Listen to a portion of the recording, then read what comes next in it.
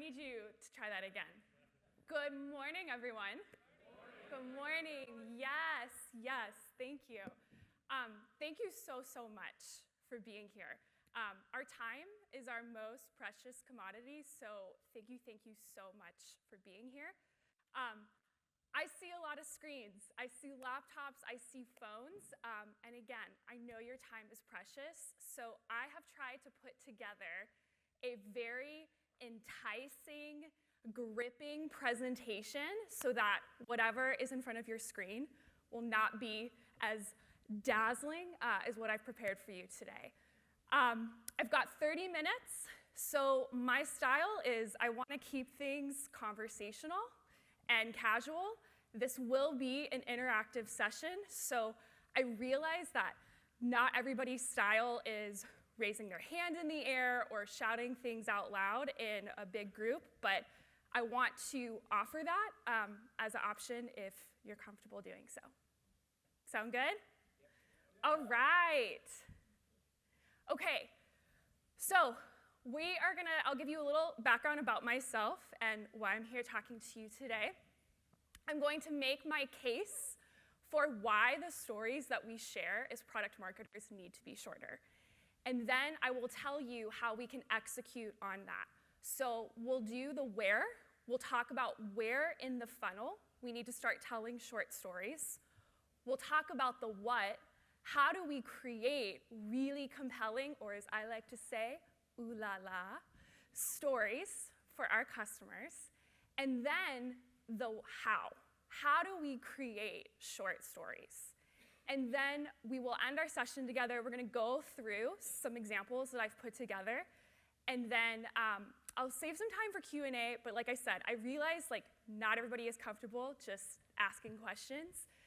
So I'll leave my contact information. And please feel free to reach out to me with any further questions. OK? All right. So about me, why am I here? Why am I on this stage talking to you and telling you that the stories that you tell need to be shorter? I've been in product marketing for over 6 years now. I just recently joined the Google Workspace product marketing team to lead their security team. But prior to that, I marketed Google consumer and enterprise products from Chrome to reCAPTCHA. And then before that, I was in Microsoft, and I was primarily in the business-to-business, or B2B space, working in Azure, also marketing security products, but also marketing a lot of business products. OK, so why our stories need to be shorter? I love memes. Are there any fans here? Yeah, right, so good. And this is totally in alignment with telling a short story. So why do we need to tell short stories? OK, first and foremost, psychologists and human beings, right, have coined this term digital fatigue from the last 2 years. So I don't know about you, but the past 2 years, I have never spent more time on technology communicating, right, communicating to my coworkers, to family and friends, to myself, right? Things get funky in isolation. But also, I've never spent so much time consuming content and information as I have the past 2 years, right? So because all of us have been living in a world where we have been having to primarily rely on online mediums of communication, we're burned out, right? So if we, and maybe I should just speak for myself, but if I'm burned out, right, by how much content I have to consume online, about how much communication I have to do online, one of our superpowers as marketers is our ability to empathize and put ourselves in our customers' shoes. And so I'm thinking, OK, if I'm overwhelmed by how much information I have to ingest online, my customers are probably also overwhelmed.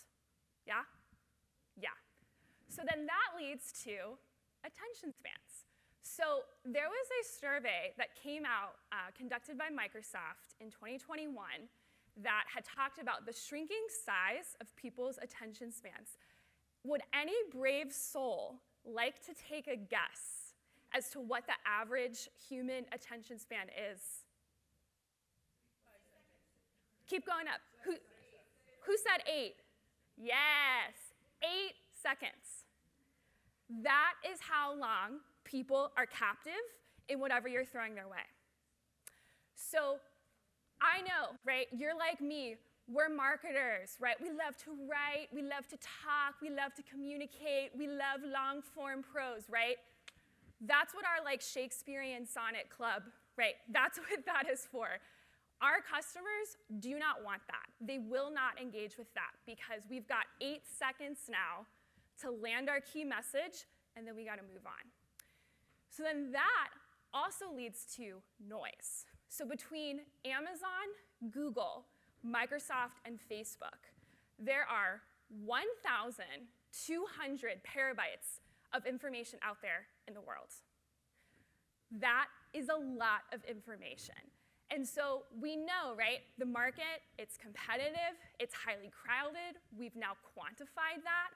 And so if there's so much out there, actually having shorter content is a way to differentiate your product and help your product stand out. And so that nicely leads us to promotion. So I know every marketing organization is structured differently. You know from my background, I've worked for 2 of the largest tech companies in the world, and so there is a product marketing organization, but then there is also a demand generation organization. There is a team that is responsible for digital marketing. We have a web team, right? And I realized that the smaller companies might not have that, right? You might be a product marketing manager in title, but you're kind of like this catch-all net, right? Where you're also doing demand generation, you're also doing digital marketing, you're also doing events, you're also doing social media. Like, you do it all, right? And so as product marketing managers, if we are not directly responsible for the promotion because we don't own the channel, we have to work closely with those that do and influence them. But if we do own those channels, like I just mentioned, we've got the web, we've got digital, we've got paid media, we've got social media. We've just got so many different ways to promote our content that no matter what channel you use, if you keep it short, that will also help with the engagement of whatever you're promoting. And then the last thing is budget. Budget, right? So our lovely Product Marketing Alliance organization, they shared a survey or a study with us this year that said that the average marketing organization has a budget of $250,000. That, now I see some people that are like, and I see some people that are like, whoa, that's a lot of money. And again, right, it depends on your organization. From my perspective, $250K is nothing, right? It is not enough to do all of the exciting creative work that we want to do. And so one of the ways that we can actually make whatever budget we get go farther is by creating shorter content. And just to kind of put that into perspective, if we think about maybe you are working on creating a white paper. Maybe you're working on creating this 2 to 3 minute customer reference video, right? And I know it's gonna be beautiful, and you've got an agency, and you've got the lights and the backdrop and the dramatic music, but you could still produce a piece of content that is that effective and lands that message for half, maybe 3/4 that cost. So hopefully I have sold you on why our stories that we create need to be shorter. So hopefully you're sitting there and you're like, yes, Kelly, I'm all in. I want to only tell short stories like goodbye blogs, right? So now I'm going to walk you through how do we create these short stories. And the first thing as marketers that we need to think about is the where, right? Where do we tell these short stories? Where we tell these short stories, we have to tailor our short story to where our prospect is in the funnel. So I'll say this again. We have to tailor our short story to where our prospect is in the funnel. And I want to preface this by saying we are all amazing product marketers. So I know everybody in here has created their go-to-market plan. And part of their go-to-market plan, they've done their market research, they've done their market segmentation, they know who their prospect is. So when we get to the funnel, I am assuming that we've got that prospect that we want, and now it's just about moving them through the funnel. So the other thing that I want to call out with this is funnels can be as long or as short as we make them. I've had funnels with 7 stages. I've made funnels with 3 stages. So I just kept it 3 stages for today's purpose. But the first stage is awareness, right? Or you might hear this also referred to as top of the funnel, or, because everybody loves to use acronyms, TOFU, right? Top of funnel. So at awareness, at that level, the type of story that you want to tell is around your brand. And what does brand storytelling mean? Brand storytelling is connecting your company's values to your customer. So a great example of that, right, is before there was Jake at State Farm, State Farm's motto was, like a good neighbor, State Farm is there, right? Ooh, makes my knees wobble, right? Like shimmy me timbers, a good neighbor, yes, somebody who's got my back, who shovels my driveway during winter, right? That's the kind of person, that's the kind of company that we are, that you're telling your customer. So that's a brand type of story. The second stage of the funnel is consideration, or middle of the funnel, and the type of story that you want to tell is audience-centered. What does that mean? That means you're going to tell a story about how your product solves your audience's pain points. And then the last stage of the funnel is retention, or bottom of the funnel. And if you're like me, right, and you're looking at the funnel, you're like, oh my gosh, we're so close, this is so exciting. And the type of story that you want to tell is individual. So you want to speak directly to that prospect. You want to personalize that short story you are creating for that specific person. Okay, so we've talked about the where. Now we talk about the what. What is in our ooh la la short stories, right? If you have taken any English classes, writing classes, maybe history classes, Greek mythology, you notice that stories follow a similar pattern, right? So our stories, they need to have, and you as a product marketer get to define this, 1, the hero, 2, the hero's current situation, 3, the climax, and this usually involves the hero going through something, and then 4, the resolution, so what your hero has to do to solve whatever was presented in the climax. And then the 5th thing that I added, because this is a storytelling session, is the appropriate channel. And the reason why I included this, and I know that, right, if we're looking at like Greek mythology, English classes, right, like I got a lot of scholars in the audience. This is not typically something like your literature professor would throw out. But again, I think about as marketers who are telling stories in this digital age, right, where we're on TikTok, we're on Instagram, we are on YouTube. Think about those stories and how effective would it be at landing that message if it wasn't on that medium? So a great story cannot be as great as we're trying to make it be if we don't have the right medium. Okay, and the last part is the how, right? How do I create this great short story? So the first thing that we have to do is we have to talk to our target audience like we know them. All right, marketers, real talk. So a lot of times, right, when we are crafting our messages, we try to show our target audience that we know them by dropping jargon, right? And a couple things can go wrong. The first thing is we're just dropping so many buzzwords, right? Like in the security world right now, everybody loves saying zero trust. Like this is zero trust and this is zero trust. And you just start having these titles and these sentences where it's just like jargon, jargon, buzzword. It's like buzzword bingo, right? And so what we end up doing is we end up pissing off and isolating our customer because they're like, you don't know me, right? You don't know me. People in this community, in this group, they do not talk this way. So that can happen. And then the other thing is we are not being clear, crisp, concise communicators, right? Because we're just trying to sound like we're one of our target audience, but we're not really sure, but we're just gonna throw some words around because we think that might get them to click an email, right?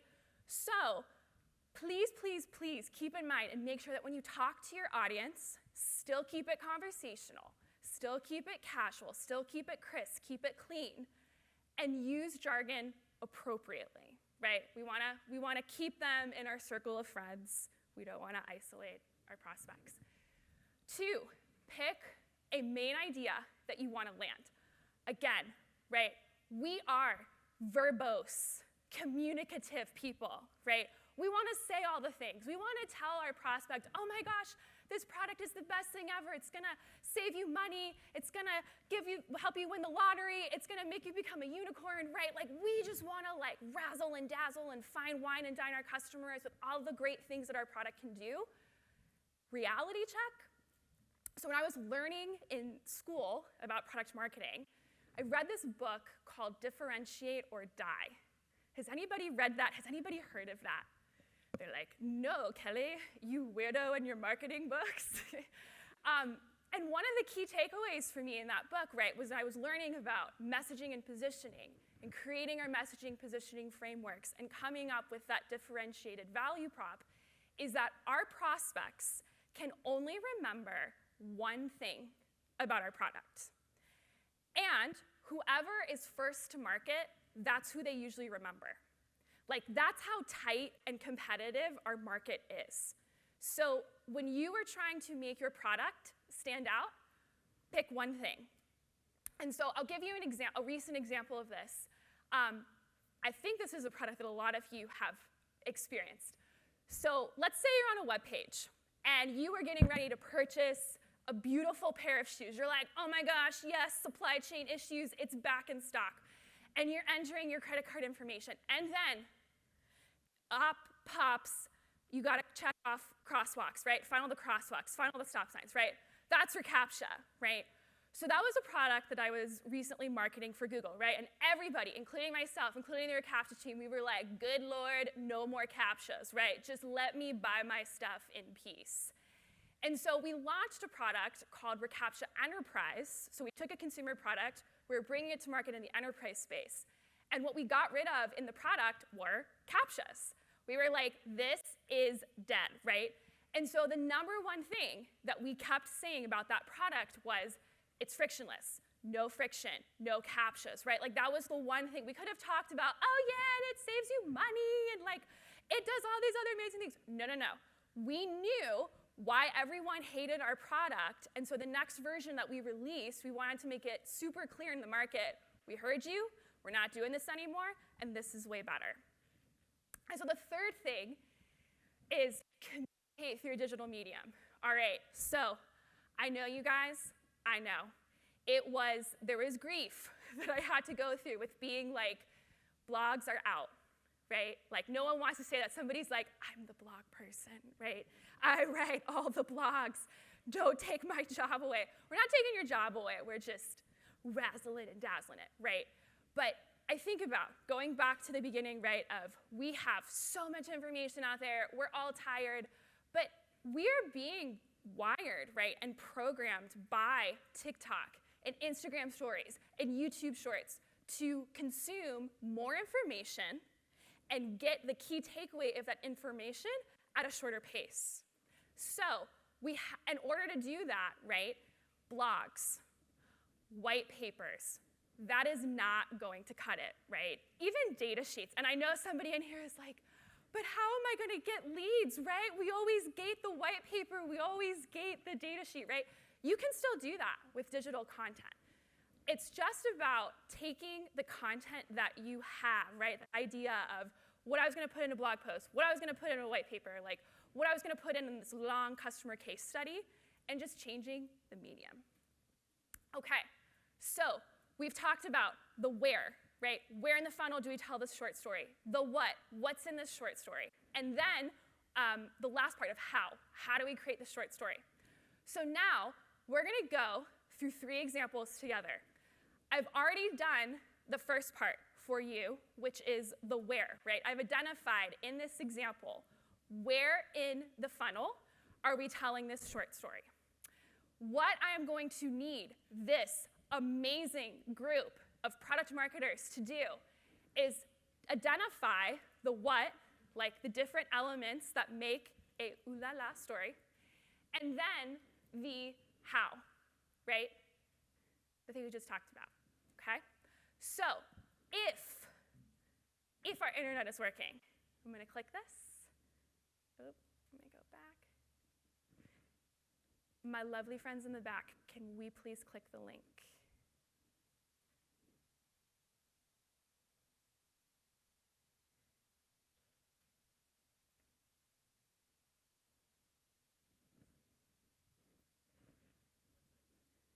One second. This would be a lovely time to check your email, check your phones, text people, add questions to Slack, get some water.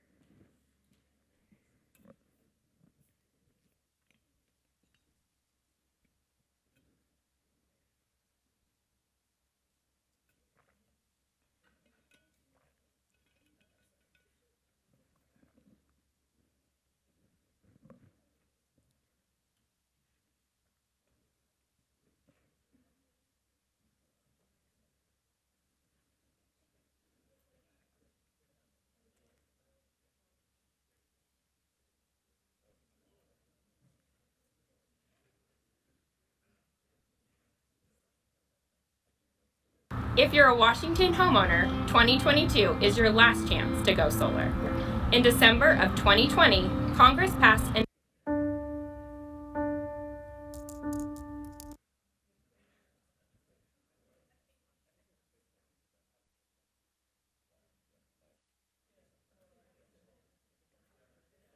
Okay. We have the most amazing team in Product Marketing Alliance. Thank you. All right. If you haven't grabbed your tissues, grab them. Hug your neighbor. Hey Google, show me photos of me and Loretta.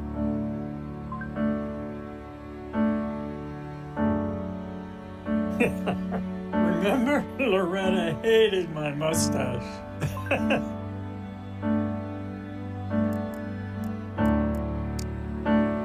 Remember? Loretta loved going to Alaska and scallops.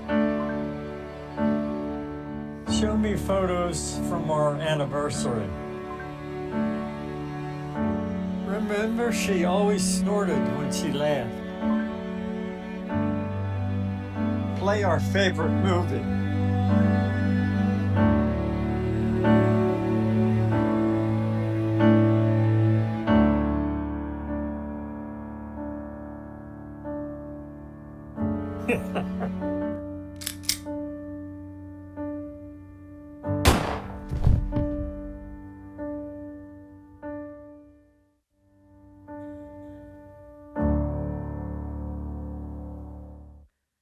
I'm not crying, you're not crying, right? No tears, no tears. So this was an ad that Google had released in the Super Bowl of... There's some really powerful choices that emotionally hack you while you're watching. I want you to just like take it in, and I want you to just think for a second, like, what would that story, how would that story land if it wasn't communicated in a minute and on a digital medium?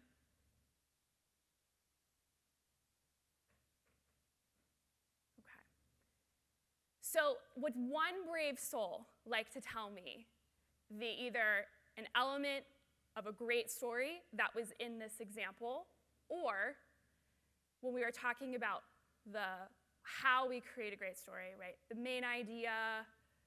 Would anybody like to share anything? Yes. Yep, right there. Yes. Superstar. Yes. Yes. Yes.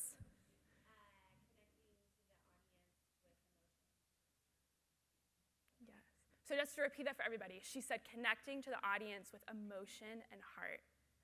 Yes. Okay. Next example, oops. Okay, I'm gonna ask for some help with my friends in the back.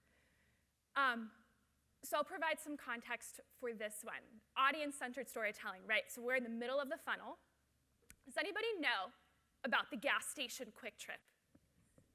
Yes. Do I have any Midwesterners in the room? Okay, all right, you betcha, keep her moving, right? Now we're cooking with gas. So this is audience-centered Quick Trip. It's a gas station all throughout Wisconsin. And it is, as we will see, right, without that context, like if you're not a Midwesterner who loves to also, like, go get glazed donuts and beer all at the same place, this might not be the video for you.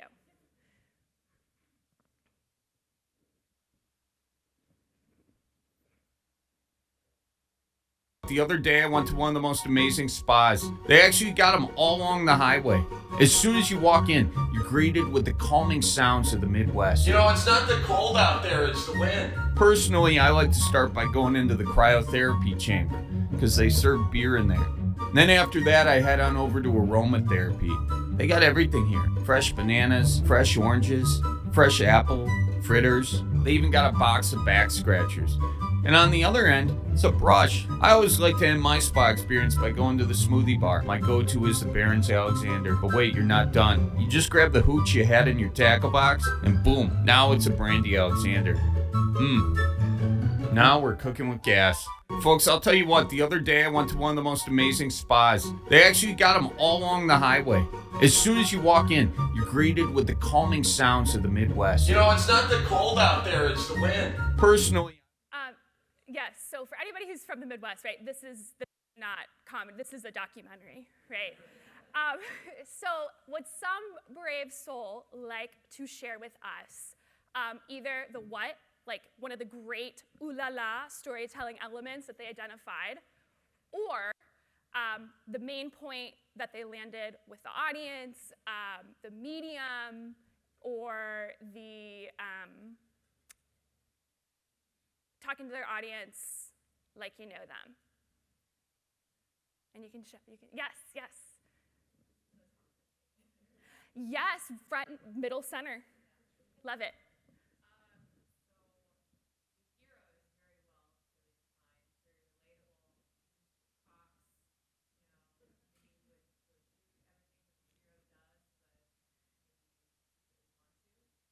Yeah. 100%. So just to repeat that for everybody to hear, she said that the hero was very relatable, right? It would do things that like a human being like we would do. They would wear Crocs. They would put alcohol in their ice cream slushie, right? Because we would never. It's a sad, and I think too, like, what you're illustrating is like, he is using comedy, right, to highlight a truth for a particular audience, and is, doing it in a playful way. So, okay. So our last example, this is retention storytelling, and I'm gonna ask my favorite friends in the back, when they click the link, this is an interactive infographic. So with your help, you are going to tell us where we should click. So this is an interactive infographic. Does anybody work for Marriott? Okay. Yeah, Marriott. I stay at Marriott. Yes. Okay. Does anybody stay at Marriott's? Yes. So this was an interactive infographic that they had put together for their Scottsdale, Arizona resort. And like, as you can tell, Seattle, right? We love Arizona, lots of sun. So, audience, should we say yes or no? Yes, it says, ready for some good old family or good old-fashioned family fun. Yes, we click yes. Do you want to eat or to be active? Eat. Oh, I love it. We got a group of eaters. How old are your kids? 0 to 5, 6 to 12, 13 to 18. Oh, this is a tie. 6 to 12 or 13 to 18? 13 to 18 it is. And it says Don and Charlie's. All right. So I want everybody take a minute, take this infographic in, right? Marriott could have been like, hey, come stay here. We've got a lot of fun things for your family to do. Tell us how old your kids are. Tell us, do you want to sit? Do you want to move your body? Right? But instead, they chose to tell us a story in a way that made us feel like it was very personalized, right? To where, like, who we were, right? What kind of experience that we wanted to have at that Marriott at that particular time. Would any brave soul like to identify any of the ooh la la storytelling elements and or the main idea that we talked about, the medium, and it's like, was it effective for you or not, or talking to our audience like they know them? Yes.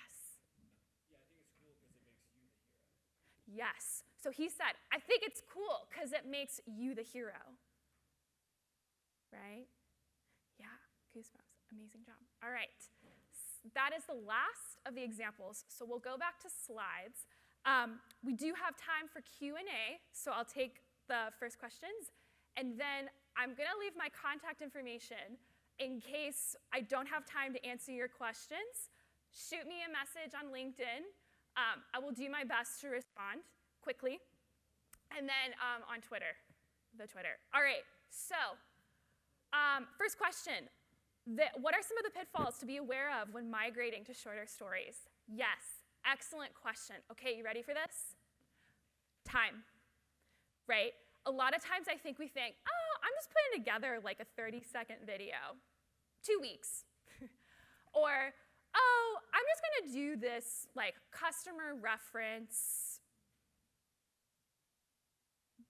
YouTube short. 3 weeks, right? It is actually a lot harder to be shorter, right? To just make your point and move on. But that's what good communication is, right? You make your point, you move on, right? Clear is kind, concise is kind, it's good. So I would say the number one mistake is time. You don't give yourself enough time because you think that you're creating less. It'll take you less time. It will actually take you more time. Next question, if not blog, white paper, what digital formats besides video can deliver a short story effectively? Yes, okay, first thing, super big fan of infographics, right? Interactive, because again, just like video, it doesn't have to be super long. And it's still engaging, right? You may not be watching something, but you're still clicking, okay? So holler at your agencies for infographics in addition to videos. The other thing that it's written and I'm a fan of is like if you do an email campaign, right? Like how many of you, right? You get an email and you open it and it's just like blah, blah, blah, blah, blah, blah, blah, like text, and you're like, who in marketing approved this, right? Like I am not sitting here, you know, it's like, good day, like it's a sunny day out, and it's like, get to the point. So if you do an email, couple sentences, you can add memes, you can add graphics, or it can just be a couple sentence, like again, right, if we're going through the funnel and maybe email is part of your strategy as a touch point, keep it like 2 or 3 sentences, right? Like they know. So those are my top 2. What is your advice for telling shorter stories when developing educational content? Ooh, this is good. I think right, and that is a great point because as marketers, a lot of our job is awareness, but it's also education, right? Like, yay, we get somebody, they adopt our product, and now they're like, how do I use it, right? Because our lovely engineers would never build anything that's complicated, right? It's always so intuitive. Like you get in the product and you're like, what an experience. You feel like you're at the Quick Trip spa, right? So when you're doing educational stuff, think it's the same principles. It's like talk to your audience like a real person, right? They're already confused trying to figure out how to use your product. Don't make it harder by being like, hello, top of the morning to you. Just like get in there and tell them how to use it. Pick the one thing that you want to teach them about your product because, again, right, I know you get in a UI and it's like your engineering team's like, I can do 50 things. just pick the one thing, right, that you want your customers to get started with, and you can flush out over time what you want your customers to start doing, but just start like with the foundation, right? Like basic things that they need to do, and then do it over a digital medium. So something that we love to do in Google, right, is like we'll do like short tutorials, right, where somebody will write a blog because they're like, I want to be a Shakespearean sonnet, right? So they get that out, but then they've got the tutorial of like, let me show you everything I just told you. Okay, next question. How do you help coach long-form creators into making more concise stories for different media? Yes, oh my gosh, been there. This is like the dance of marketing, right? It's like bringing your customers along with where the product or the vision is right now, but also selling them on the future, right? So we really, and this is also part of our like dance of doing education and awareness, we have to tell our creators that like, if you still keep doing like your long form Shakespearean sonnet, somebody in the audience is like, this girl hates Shakespeare. No, I really don't. There's a place for Shakespeare. They're gonna become irrelevant. They're gonna be obsolete, right? Because again, even not as marketers, as human beings, when we think about the people that we follow on social media, right? I think about the people that I follow on TikTok or Instagram or YouTube or Twitter, right? These people can tell me like, what's going on, like what's an NFT, right? They can tell me about Web3 in 30 seconds, right? So they've got my business. They've got my money because I don't have time to watch like a 10-minute video on like the Bored Ape Yacht Club, right? Right, feel me? So I don't want to say that we have to threaten them, but we have to show them like, this is the future.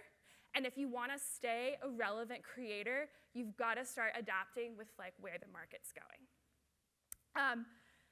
How do you break down deeply technical content into short form content? Yes, oh my goodness, right? Because this is so hard, because technical content is coming from our technical stakeholders who are not always the best communicators, am I right? Like we love them, circle of friends, but it's hard to get like, okay, what's the meat and potatoes of this? Because it's not always easily translated to us as marketers.